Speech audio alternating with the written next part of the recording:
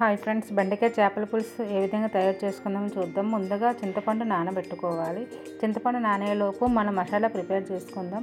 మసాలా గిన్నె తెల్లుల్లి, నెక్స్ట్ ధనియాలు, జీలకర్ర, గసగసాలు, అల్లము, నీరుల్లి, టమాటా వేసి మెత్తగా మిక్సీ పట్టుకోవాలి.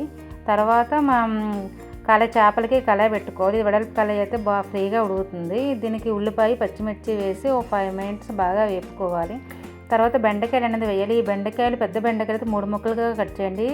చిన్న బెండకాయలు అయితే 2 ముక్కలు కట్ చేయండి. ఇవి 5 మినిట్స్ బాగా ఆయిల్లో వేగిన తర్వాత ఇప్పుడు ఇందులో పసుపు, ఉప్పు, కారం వేయాలి.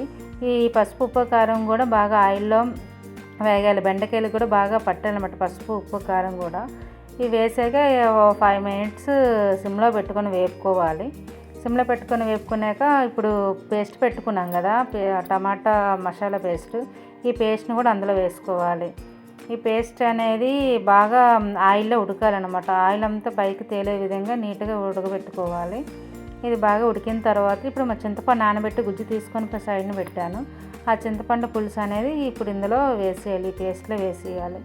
ఇందులో వేసేసి ఈ పేస్టు చింతపండు చారు బాగా దగ్గరగా అయ్యే విధంగా మరొక 5 మినిట్స్ మనం మరగబెట్టుకోవాలి. చారు చక్కగా మరిగిన తర్వాత చేప ముక్కలు అనేది ఒక్కొక్కటిగా వేసుకోవాలి. అన్నీ ఒకేసారి కాకుండా మనం ఒక్కొక్కటిగా వేసుకుంటే ఫ్రీగా ఉంటుంది, లేదంటే విడిపోయే ఛాన్సెస్ ఉంటాయి.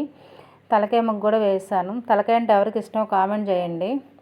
ఓకే, చేప ముక్కలన్నీ వేసాక మరొక 5 మినిట్స్ వేడి చేసి వండాక ఇందులో చేపల మసాలా పొడి వేయాలి. మసాలా పొడి పడిన తర్వాత బెల్లం ముక్క కూడా వేయాలి. బెల్లం ముక్క ఎందుకంటే మనకు పులుపు, కారం, ఉప్పు అనేది సమానంగా చేస్తుంది.